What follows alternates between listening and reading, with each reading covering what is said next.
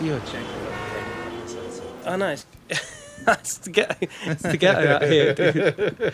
Ladies and gentlemen, this is the Killa podcast, and we're live and direct. Akira The Don.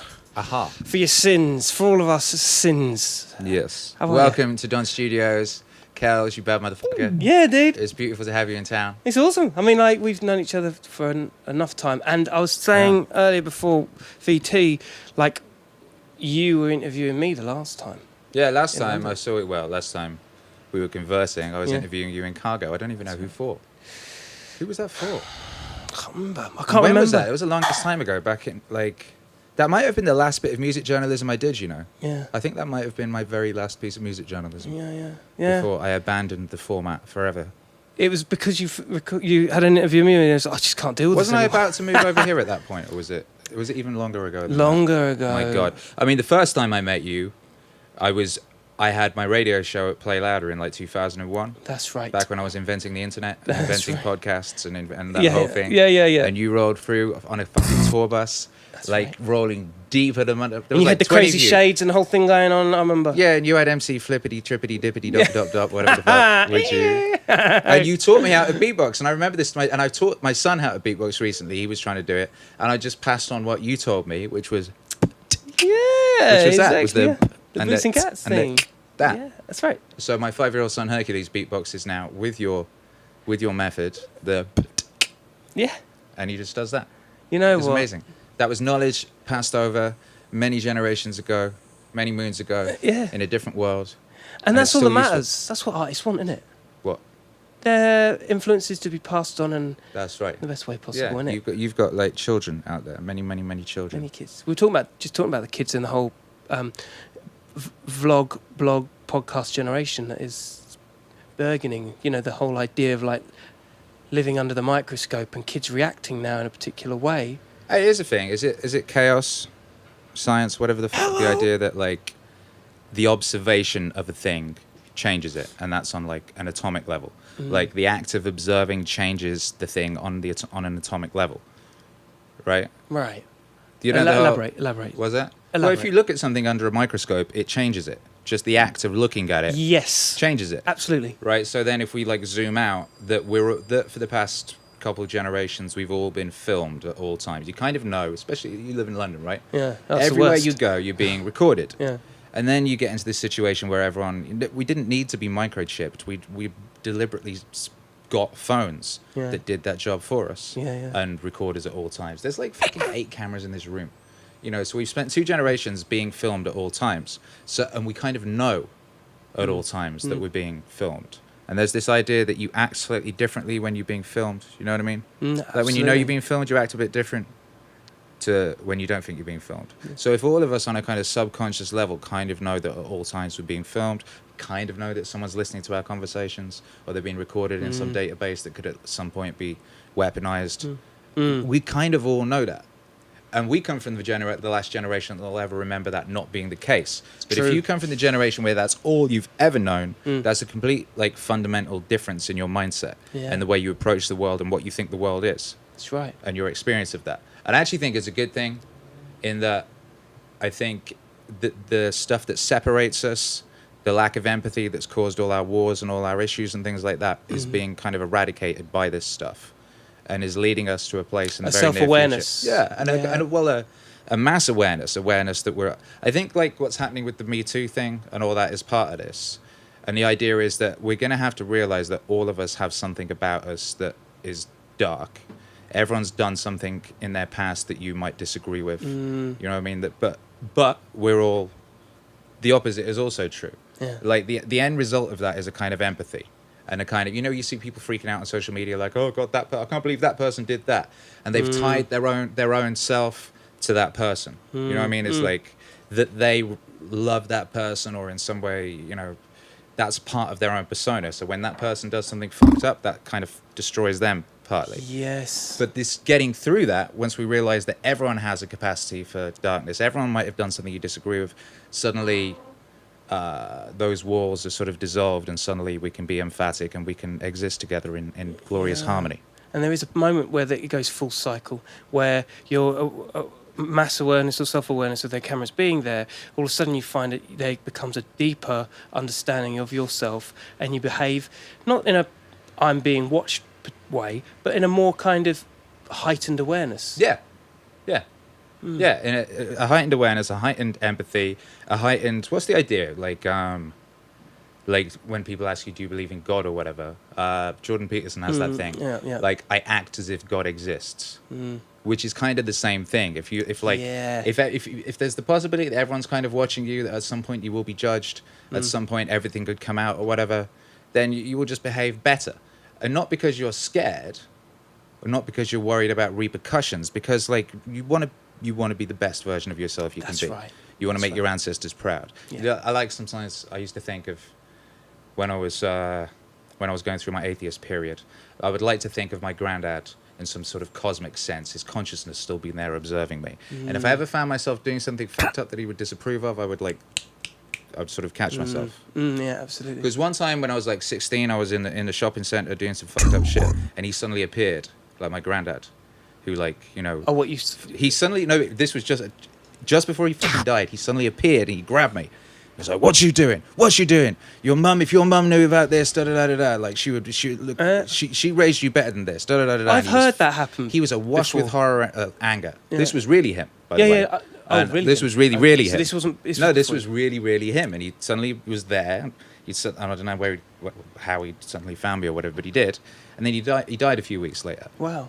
And that was that. But I often think of him, and he often kind of does come back in a sort of way with that kind of thing. I mean, that's enough to resonate through your life as a,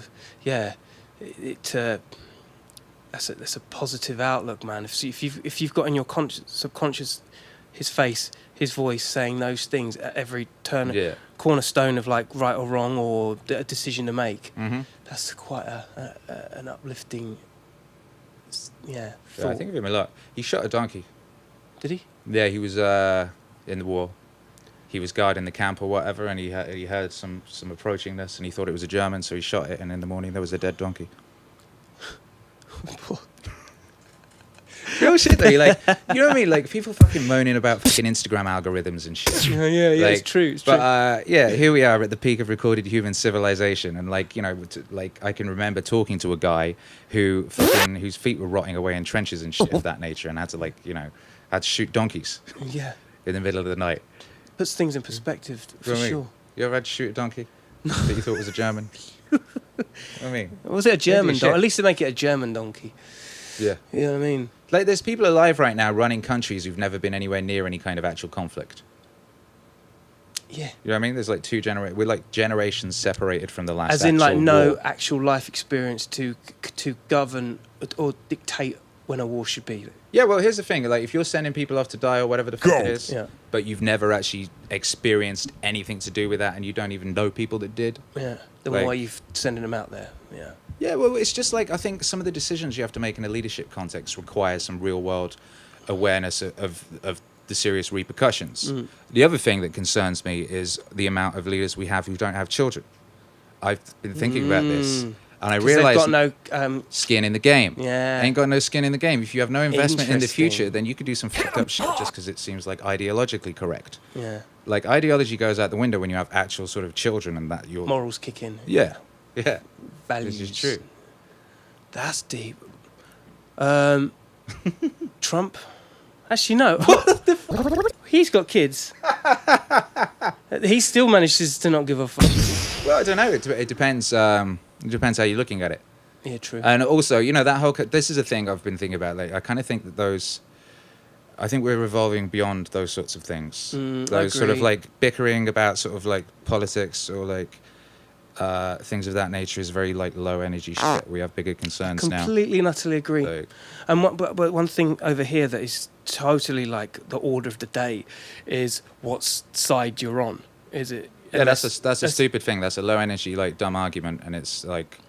It doesn't really get you anywhere, and the answer isn't an internalised A and B conversation, because it just doesn't change the fact, does it?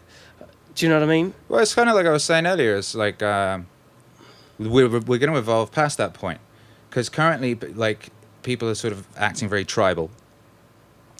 And so but they're dividing their tribes on lines of politics, which is very silly. And so it's like, oh, I'm over here.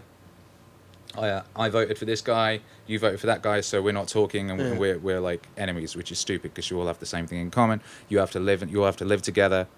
But once we get through this current thing and everyone's understands the grey rather than the black and white thing of it, then that goes out the window. Anyway, like basically my point with regards to this stuff is it's a very low energy, like last eon conversation, and we're evolving past that currently. So it's not very interesting. But you've got like a really good. I was just listening to your voice as you were saying all this. You have got a very good.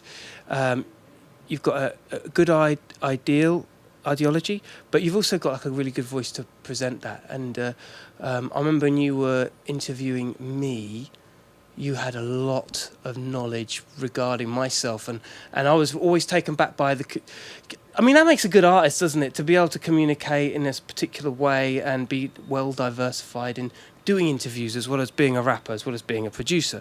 As you know, you've always had your talent stack. Yeah, man. It's what Scott Adams calls a talent stack, and if you're going to be successful in this new epoch, it's going to be very difficult if you're only really, really good at one thing. Yeah. So say you like specialized, which was the old model, like find a thing, get really, really good at that thing. Problem is, that's just not going to work anymore. What you need to do now is have a whole bunch of complementary skills that can make you into like a one-person machine, so that you can exist anywhere and do anything.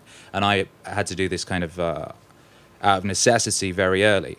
Like I had a record deal at the very end of that record deal thing. I came in right as it was collapsing, and it collapsed all around me, and I sort of.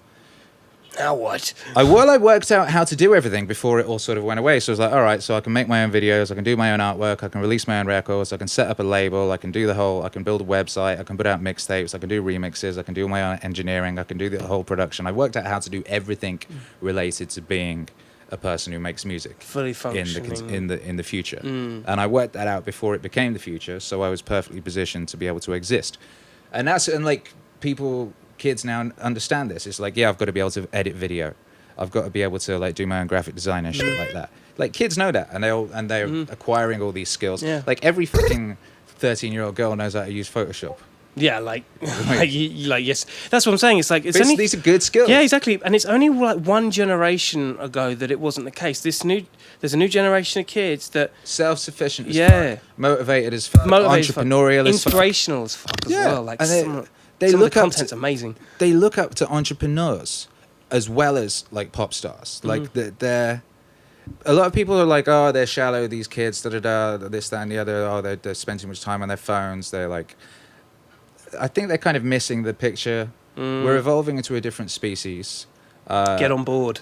Yeah, it's like exactly. Do you want to be able to work within the world? Do you want to be able to interact with humanity, or are you going to cut yourself from it and go? You could go live at the top of a mountain. You know what I mean, and like bathe in a pool and pretend that the world doesn't exist, or you could interact with the world. But if you're going to interact with the world, you have to go all in. You have to understand it. You have to engage with the technology. You have to engage with the music.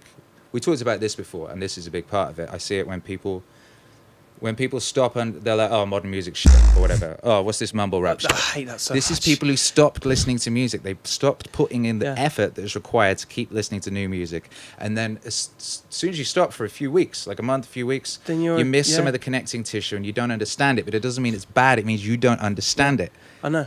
And it doesn't take much. Just go on to No Jumper and see what's going on. Yeah. Simple. Not hard. No, it's actually quite good. Just get to know some people. They may be younger than you. Who gives a fuck? Be inspired by that. I'm totally. The hate that guy gets for doing that, I find very. It's interesting. Illuminating. Yeah, because that's what he's doing. He's forcing himself to just stay as contemporary as possible. Like, I remember he said something like last year or something in like January. He's like, we're not listening to music from 2016. Yeah. This was the beginning of 2017. He's like, miss me with that bullshit. He only wants to exist in the future, on the bleeding edge of between now and then.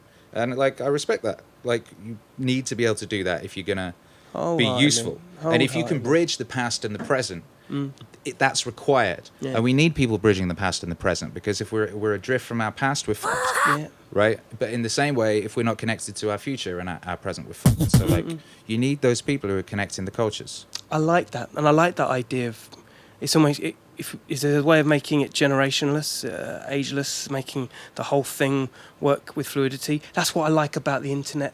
It kind of, you could watch an old Rolling Stones live show from them back in the 60s, and somehow there's that immediate connectivity that brings it forward to now. Like that should be immediate. That should be just happening within age ranges and genres of music, especially now. Yeah, well, it is. I mean, it certainly is. Like I was saying, for anyone who's like born after 1990, that's just normal. Yeah. You know? Yeah. Like, you grew up without... You don't have tribes in the same way. You have more of a global tribe. Like, you listen to Japanese reggae and death metal and trap at the same time, and that's completely... And that's not being weird or like... You know what I mean? It's fact. That's what's happening. That's just normal. That's normal to the point of almost being boring. It's like, you know what I mean? It's like, Are you really talking about genres now? That's the attitude of it, isn't it? It's like, doesn't matter. Yeah. Which is the best. It is. And if you're going to be radical in the modern world, and the way where we're going, if you're going to be completely radical, then the most radical thing you can do is grow the fuck up, take personal responsibility, get married, have some kids, or like, you know, look after your fucking local community, like be nice to old people, fucking strip down, like a re-engagement with sort of wholesome, like human shit is the most like out there thing you can do. Because it's mainstream to be like an edgelord now, and it's boring. To be a sort of edgy kind of like... Yeah, it's kind of dumb. What would have been counterculture in the 90s or something, that's fucking mainstream. That's CNN. That's like, it's boring. Yeah. You know what I mean? Yeah. Mr. Rogers is the icon of the new age. And if the British people, you don't know Mr. Rogers, he's like a really nice guy, wore a sweater. And look him up. He's got a movie. I saw that last week. I cried for like 85% of it. Yeah. He was just so good and so wholesome and so beautiful. He did all of his things for the community and stuff. Yeah. Basically, when you listen to him, and because you know it's so real, it's so true what he's saying. He so believes it. He believes in the perfect beauty of the individual, and he believes in like the potential of humanity as a whole, and he really believes in that in like a sort of in a spiritual way, and you can see it in his eyes, and that he existed in a time that was going against that was so cynical. Yeah, totally. Yeah. Like, cynicism seems just pornographic when you listen when you look into the fucking eyes of Mr. Rogers, and you see that truth and that beauty. Like, to be cynical about humanity is so lame and so boring. To be like a sad boy edgelord, to sit there whining about how shit is awful, doing Xanax and shit when it's fucking beautiful out there and you're living at the peak of recorded human fucking history is so lame. And shouts out, rest in peace, Little Peep, made some amazing music, and I think that Little Peep was the high watermark of kind of edgy sad boy thing. In the same way, I remember when 50 Cent was the high watermark of gangster, right, absolutely. And Kanye was coming through, and then Drake around the world for the next thing. It's like you couldn't get any more like gangster rap story than the guy who got shot 12 times in the face and like and made it got sacked from his record deal and got another one. That was the high watermark of that. Was 50. The high watermark of sort of like nouveau goth sad boy shit was Little Peep. Told that story, it's done. Now we're going into a bright and joyful, wholesome future. And I feel that. Yeah. I feel that. It's almost like that. It is kind of the anti-establishment, the downers. I think, especially with X-Tax just dying as well. Yeah. That again suggests that with this age you can't be flossing so hard. You know what I mean? Not on Instagram. I mean, Ice-T said it on the new Body Count album. It's like, there's only so far you can go before people start actually really believing or really reacting. Yeah. And that's kind of the end of that era, I think. Yeah, man, it is. It's just the high watermark of it, certainly. And it's probably going to get a little bit bubble up in the mainstream a little more. Like, things have to, I think, like, next year. It's kind of like, But yeah, it's done. It's like the counterculture on the other side of it. It's swinging in the other direction completely. Like, what was that Madonna thing? There was, I think, of Spitting Image in like the 90s or 80s or something. It's like, like how much more naked can Madonna get? And then the puppet pulls her skin off. You know what I mean? We're at that point culturally. We can't get any edgier. We can't get any sort of sadder. Like, got to kind of reverse engineer ourselves into like a more comfortable. You know what? Spitting Image being a good example. That's a very British thing. That is a British thing. If you don't know what that is, just Google that shit, because you can do Spitting Image. It was a puppet show. Puppet shows used to... Mr. Rogers had puppets. Puppets were big back in the day. Puppets Before are great. we had cheap 3D computer graphics, we used to stick our hands in socks and make a little wiggly thing. But here's the thing. It's like, that being so British, the amount of podcasts, because I think I'm on my like 6th podcast here in the US, and 3 of them have been British. Yeah. And it's always with the British guys that we get into these conversations. And I'm not judging. What do you mean by these conversations? These more kind of general awareness of heightened values. Uh-huh. Now, I'm not saying that doesn't happen with American guys, but I think with the Brits, I think there's a motivation for being in the States, and I think that comes with there's. We're here to do something. We're here to really push ourselves. Yeah. And that happens mentally and physically. To be here, to actually get to be here as a British person, you have to go through a lot. It's not it's not easy. It requires a whole load of, a lot of stuff, money and motivation, and proving yourself to be Worthy. What's the terminology? What's it say on my visa? Alien of extraordinary ability. You have to prove yourself. That's the one. And then, so you're here, and then you're grateful every day because it's wonderful, and you know you could not be here, and you could. Because you love it, man. I've never met a guy that's. I mean, I think everyone loves it, but you exude. Yeah, I'm very grateful. You love it, and being grateful is a superpower. And once you're grateful, and once you like wake up every day, and you realize that you're fucking lucky as fuck to be here at the peak of recorded human history in the greatest country on earth, and like with the most insane abundance of luxury on every regard. Totally. Just completely unimaginable to people even 100 years ago. We live better than the richest people in the world lived 100 years ago. Yeah. Like the poorest person in America has a better quality of life and a better potential diet than the richest person 100 years ago. You know? Wow, that's like thought. That's where we are. Yeah. But like you're forced into that mindset. Well, not forced. It's that mindset is made very, very apparent when you're an immigrant. You know. I think you're right. Well, but this is the thing for me anyway.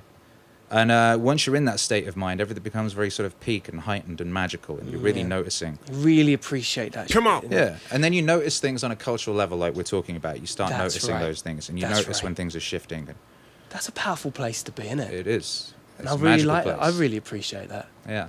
Because I didn't think the conversation would steer into this, but it's true. And you look at things, perhaps rose-tintedly for a short period of time. There's a honeymoon period, but there's also a reality where you're talking to people, and a little pinch of yourself, going, "Hey, yeah, man, this is really cooking. This is really happening." But you really you fight for your worth in a way, and you know that extraordinary talent comes from within, and you just want to maximize it and get the most. And you have to live up to that. It's like the whole thing of if you think of your ancestors and you think about what they went through so that you could be here, and you really keep that in mind, then it forces you to act better. If you think that like you might be being observed, then it forces you to act better. Whether it's God or the internet or whatever the fuck, right? And the same with that. When you like, they didn't have to let me be here, and they could remove me at any given point. Like, how am I going to maximize this time, and how am I going to be the best I can be with this opportunity? Yeah, it's dope. And I love that. Because like you're saying, you're relating again to what we were talking about. It can only make better people. The whole idea of, well, I'm not sure about no internet, blah, blah, blah, people watching us on every corner. Hold on, let's look at it. Who does it benefit by being bad? It benefits the people that have got the cameras up. They're only going to catch you, and they're catching you for one reason or another, just to keep their system rolling. How's about you don't do it? Yeah, also, it's the choice between... You choose whether you're positive or negative. Yeah. You choose whether you approach a thing as an obstacle or an opportunity. One of the reasons I moved here was an attitude thing I was tired of in Britain, whereas in every idea you would present, people would be like, yeah, but it's not going to work because of that. Yeah. And there's a reason for this, and I understand it now. It's like a top-down thing. It's like if you live in a country where you're told that you could be president, there are no limits to your potential, and that's why waitresses are so nice to you out here. It's because they're not waitresses forever. They're on their way to being a fucking movie star or whatever they're going to do. Whereas in the UK, we have a monarchy, so it's this level on top of everything that you're never going to get anywhere near, and you're below, and you're kind of scum and a serf. On a subconscious level, you know what I mean? So if you ever try and get above your station, outside of your class or whatever, then everyone's going to try and fucking pull you down, because that's the mindset. It's a subconscious thing of being British versus... That is... You ever thought about that? No, I haven't. But now Yeah. it kind of makes even more sense. That just makes me want to get my visa even quicker. Yeah. It's so true. Yeah, because, you know, this is the promised land in that regard, and it was July 4th last week, and then they were celebrating kicking the Queen out, you know what I mean? Yeah. Or that mindset is what I think of it as. It's like, I like July 4th because it's like a sort of triumph over that mindset. Yeah. And I like the idea of this place, this American experiment has been a kind of like, you know, leading your people into a potential glorious future free of the shackles of that kind of mental mind prison, which is something Kanye's talking a lot about lately. Yeah. And a lot of people, it's a thing that people are starting to think about a lot more. I think so, yeah. You know. I would say so. Although did get some shtick, didn't he? I mean, like... Anyone who sort of pushes the boundary of anything is going to get a load of stick, and then it becomes normal very quickly, and then there's more things to push. Exactly, and here's the thing. The way he speaks it out publicly is something that more people often than not, as of now, are starting to get an understanding of. However, music, entertainment, creating, being a creative, that's subjective to the person's ears, and they have a idea of what they feel Kanye is. Kanye should be like this because that's how I heard him. That's always been the case, though, right? Oh, Because yeah. Kanye, he's morphed like 5 times that I can think of quite specifically. Yeah. And everyone got pissed off every time he did. Yeah. You know, when he went from being like backpack producer guy to being like stunty rapper. He Yeah. went from being the super conscious guy to kind of like being like stunty rapper, and everyone was pissed off about that. Yeah. Then like he was doing stuff like with like, you know, drill rap music, Yeah, and everyone was that's pissed off about that. Then he was doing like glitchy kind of IDM influenced like rap music, and everyone's pissed off about that. And like then everything became that. You know what I mean? It's like everything sounded like 808s and Heartbreaks a year after 808s and Heartbreaks. So true. Drake's whole like sort of like second period was based on that whole record. And then when he did what was the one after that? My With the CD on the cover. Oh no, there was My Twisted Yeah. Fantasy thing. Then there was that thing which was it was like a. The last thing that Yeah. Lou Reed did before he died was write an essay about why that record was incredible, important, and how it Really? was changing the world. And it did. Everything sounds like that record now. And what's funny about that record is that record basically, and I remember at the time I was like, oh, he's just ripping off IDM stuff. I was doing this 10 years ago. Doesn't matter. He was incorporating a lot of those sounds, and it shifted the whole fucking sound of everything. And what it did was kind of deglossified everything, and it made room for imperfections to come in, and for everything to become a lot more experimental, and it made the sorts of sounds that people could make in their bedrooms that weren't completely finessed. It made that acceptable to hear in pop music, right. which opened up That's right. the whole thing.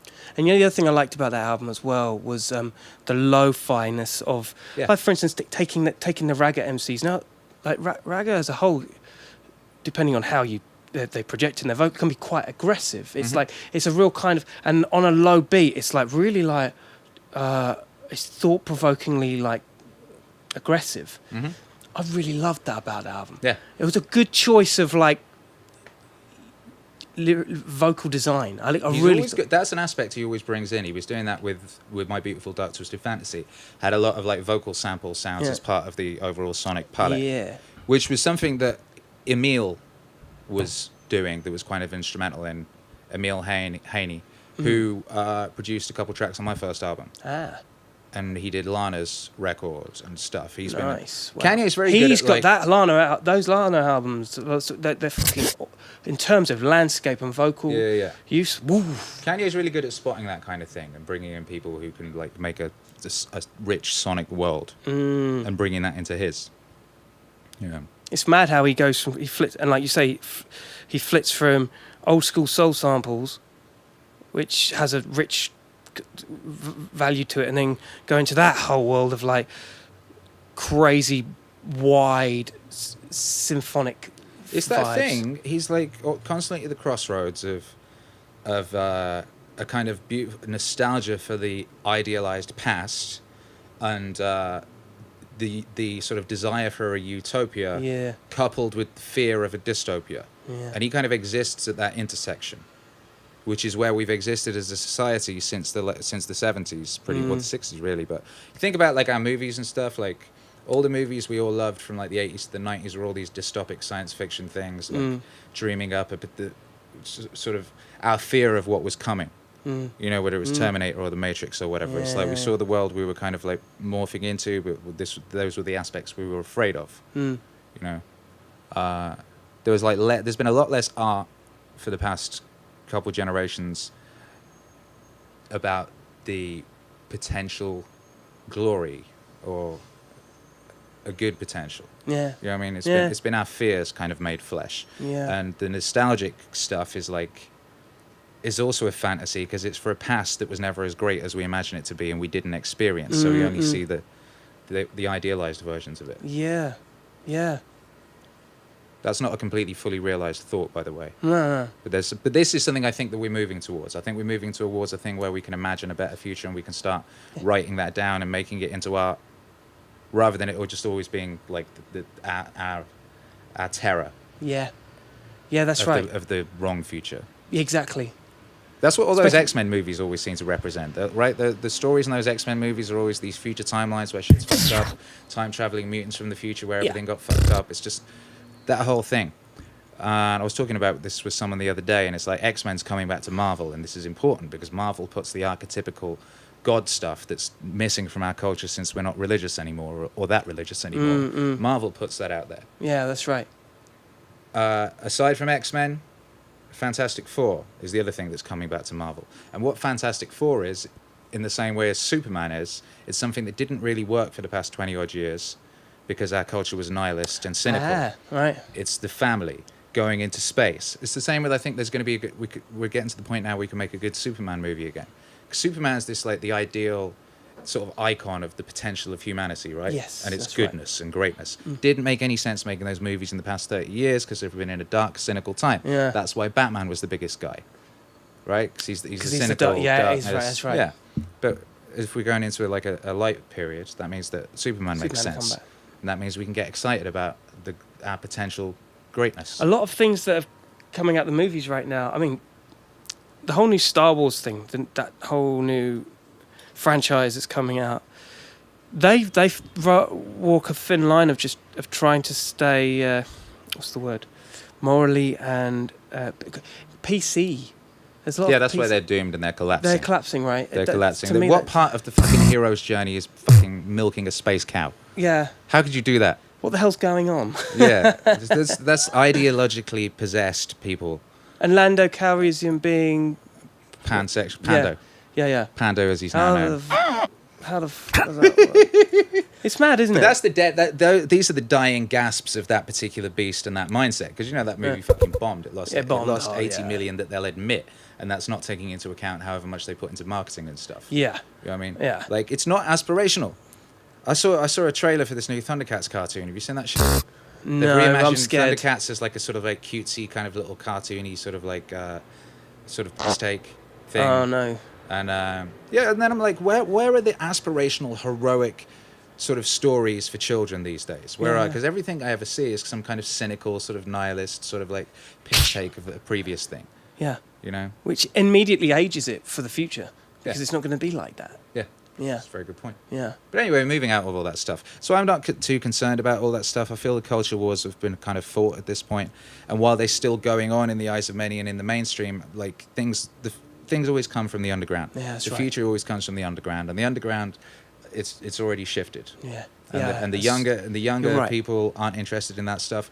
The whole sort of PC thing that basically came down to intersectionalism killed it. Because once you start dividing everyone up into subcategories of like, all right, you're this minority, you're that minority, but you're not that minority, but you're a girl, so you're even more minority, or like, once you start doing that, the natural result of that is you divide everyone up into their minority. The smallest minority is the individual. And then we get back to the original point. So, okay, the onus is on the individual. Resets itself. Yeah, so it's about the individual being the best version of them they can be, cool. taking responsibility for themselves, their family, their immediate surrounding. Then there you go. Then that's a basis to build a future. It's good. And I think that's where we are. And like, you know, in the mainstream, they're still arguing about dumb shit, but like, it's all right. Let them get on with it. That's not our world. Yeah, it's not our world. We're building the future out here. Yeah, and we're using other resources that are way more internationally advanced than. I mean, you know, they throw the fake news and stuff out there for now. For now, but who cares? Doesn't matter. Doesn't matter, does it? We're beyond that. Yeah, we're beyond that. It's past that. Yeah. That's for your parents to bicker about on Facebook. Yeah, exactly. I mean, Oh my God. like, we're going to Mars with Elon. Yeah, I'm baby. gonna go DJ on Mars. It's gonna be dope. So what's going on with Akira? What's happening? What's the next? You're doing crazy vlogs, the traction. I mean, from an outsider looking in, killing it, doing it, and doing it more. You know. Yeah. Just trying to be hyper. I'm not trying to. Is You're wrong. doing I it. am actively engaged in peak self-actualization and hyper productivity in a deliberate, like mathematical fashion. And I've kind of put myself into a continuous flow state, which I'm refusing to leave. Mm-hmm. Which means work fucking hard all day, every day, and like stay on the path and Flow do not state. deviate. Yeah, man. And it's cool. I'm in it. It's working. Mm-hmm. And once you're in it, everything becomes magical and synchronistic, and things just kind of like build and expand, and it just gets better and better And and, actually better and better and better. Effortless. Yes. It's crazy, isn't it? Yes. It almost doubles back and it becomes an effortless thing because you're doing. It's the discipline. Yeah, it is. It's the discipline. Frees you. Yes, it is. Discipline is freedom. Mm. Discipline equals freedom, in the words of my friend and collaborator, Jocko Willink. We've DM'd. But we're making a record. But it's like, he's one of these icons of the new age, and he's this like Navy SEAL who's just like a really hardcore fucking discipline dude. And that discipline equals freedom is his motto. That's cool as shit. And it's real. That's real shit. Because once you're disciplined, you are free in all these, like, once you know, all right, I'm getting up at this time, or I'm doing this, or I'm eating that, like, you don't have to worry about all those things. A lot of people spend a lot of their time worrying about shit, like what they're going to eat, or like They can't things of that nature. It's like, just sort that out, set that in stone, and execute, and then you're free.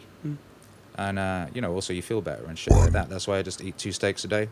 I was just going to come to that because Wake we had up, a little eat steak. shopping trip, didn't we? Oh, yeah, we did. That was so beautiful. Was that July 3rd or something? Yeah. $17 steaks for $5 in Ralph's. That was a fucking golden age. That's his a golden. fucking And that was age. only a I'm couple nearly at days the ago. end of that. I've got like maybe 5 left in the freezer. Oh, that's good. But I we mean, bought a lot of steaks that week. again, it's the discipline. Yeah. It's the discipline. Yeah. Well, it's been a pleasure. Yo. It's been a pleasure. Shabbat. Very Akira happy The you're Don here. Don. Looking Yeah, forward man. to you being here all the time. Yeah, mate. We're going to chop it up. We're going to do more. We'll do more. Yes. Ladies and gentlemen, Killa podcast live and direct downtown LA. We don't play. Akira The Don for the day. Stay lucky, guys. Insert applause sound effect here. Good. Done. Stay lucky, people. Very good.